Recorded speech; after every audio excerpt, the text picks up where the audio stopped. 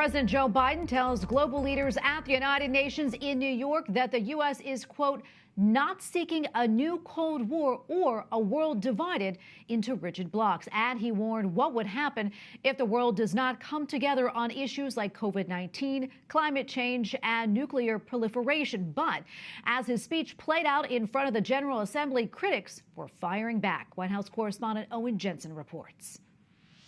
President Joe Biden addresses the UN General Assembly on COVID-19 that has killed and sickened millions, urging, "We need to act now to get shots in arms as fast as possible." On climate change, which the administration calls an existential threat, warning, "The scientists and experts are telling us that we're fast approaching a point of no return in a literal sense." On Iran, sworn enemy of Israel, promising, "The United States remains committed to preventing Iran from gaining a nuclear weapon."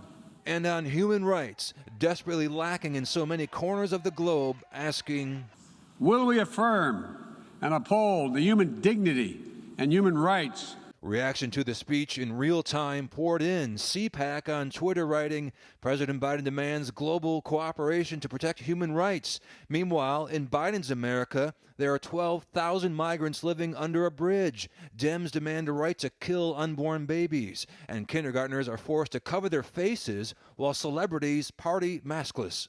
And the Heritage Foundation retweeting this. Joe Biden at the UN General Assembly. "We have prioritized rebuilding our alliances." This is a monumental lie. The Biden administration threw U.S. allies under the bus in Afghanistan. No U.S. presidency in the modern era has done more damage to America's alliances. The United States has no closer or more reliable ally than Australia. The president also meeting with Australia's Prime Minister Scott Morrison. Mr. President, I want to thank you for your leadership and your focus on the Indo-Pacific region. There's no doubt that you get it. I think the last point you made is important. It goes well beyond just our partnership. Our partnership is in line with all the other democracies in the world. While the two sat and spoke, France remains fuming over Australia's decision to choose the United States as a partner in a major defense deal involving nuclear-powered subs. Some say Australia's announcement last week pulled a diplomatic rug from under France's feet. Owen Jensen, EWTN News Nightly.